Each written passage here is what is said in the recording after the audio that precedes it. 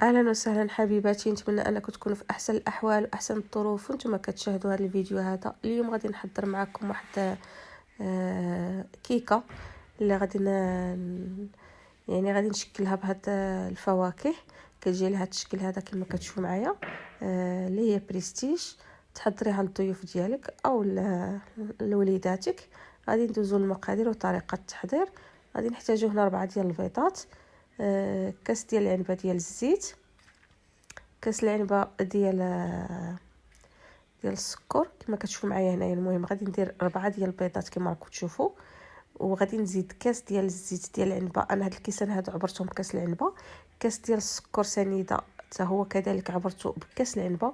2 معالق ديال الكوك، وكاس ديال او نصف كاس ديال عصير البرتقال. غادي نضرب عفوا بياض البيض. غادي نضرب البيض مزيان على هذا الشكل هذا، وغادي نزيد عليه الزيت كما كتشوفوا معايا. غادي نزيد الاول سكر سنيده كما قلت لكم هنايا عبرته بكاس ديال العنبه.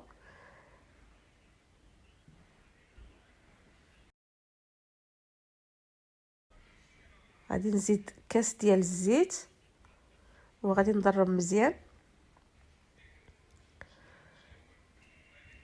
عندي كذلك في المقادير 2 خميرات كيماويه ديال 8 غرام.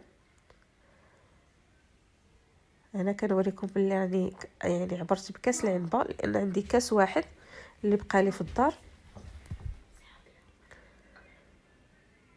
عندي نصف كاس ديال عصير البرتقال. غادي نضرب المقادير، وانا زدت 2 معالق ديال الكوك.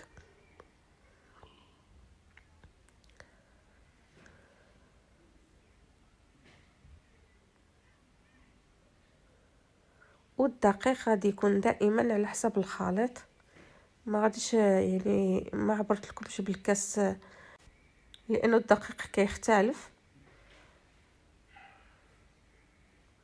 هنا عندي 8 غرام الخميره الكيماويه.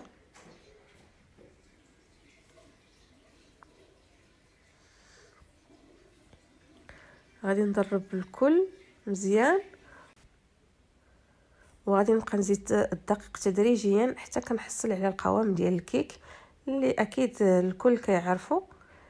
ملي كنهز سباتولا كيجي هابط اولا الضرب اليدوي، كيجي السائل كيجي هاود، يعني ما ثقيل ما خفيف كما كتشوفوا معايا هنايا كنوريكم. غادي ناخذ هذا المول العجيب اللي سميتو المول العجيب، يعني اللي فيه الدخل في الوسط ديالو كيكون بحال واحد الخويه، وغادي ندهنو بالزبده والدقيق، وغادي نحط فيه الخليط، ونكون شعلت الفران يسخن على درجه الحراره 180 درجه. وإلا كان عندي فرن ديال الغاز حتى هو كنشعلو يسخن مزيان، وكنشعل على الكيكه غير من التحت، ومن بعد عاد نشعل من الفوق. دابا غادي ندوز باش نحضر معكم الطبقه الثانيه اللي هي عندي هنايا نصف لتر ديال عصير الليمون، وعندي 2 معالق سكر سنيده،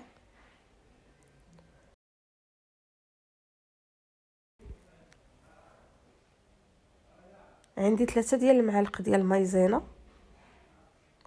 هنا من بعد ما طابت الكيكه كما كتشوفوا معايا كتبان هنايا في الكاميرا معكم، من بعد ما طابت الكيكه من التحت خليتها حتى طابت، يعني حتى كتحسي بديك الحموريه كتبقى تبان من الجوانب، وعاد كتشعلي عليها من الفوق باش طيب كذلك من الفوق. غادي ندير 3 ديال المعالق ديال المايزينا. ودائما الكيكه ديالنا قبل ما نشعل عليها من الفوق دائما كناخذ واحد يعني واحد دوك العمود ديال الشوا ديال الخشب كندخلها وكنشوف واش يعني واش طيبه، واش ما كيلصقش داك العجين اولا موس اولا. كنخلط العناصر مزيان وكنديرهم على نار هادئه حتى كتعقد لينا الكريمه. عاد غادي نقلعها فوق النار. هنا زدت نكهه البرتقال، ماشي ضروري، اللي بغات تزيدها تزيدها، اللي ما بغاش ما يزيدهاش، ماشي يعني ماشي ضروري. هنا من بعد مع عقدات الكريمه كما كتشوف معايا هنايا، غادي نطفي النار وغادي ندوز باش ندير الطبقه الثانيه في الوسط ديال الكيكه، وغادي ندخلها للثلاجه حتى كتبرد وتشد راسها مزيان. عاد غادي ندوز باش ندير لها الديكور.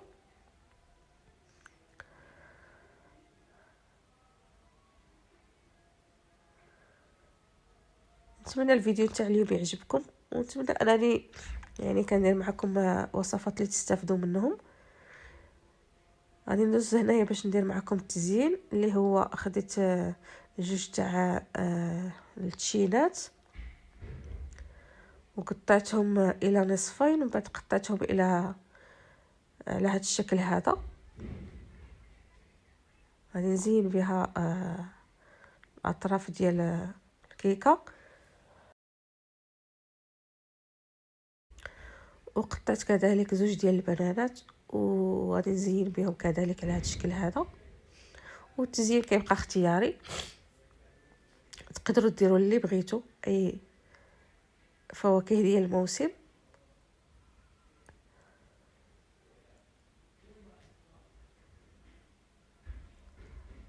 وانا قطعت هاد الفريزات هادو على هاد الشكل هذا كيف كتشوفوا، ودرت لهم هاد التزيين هذا.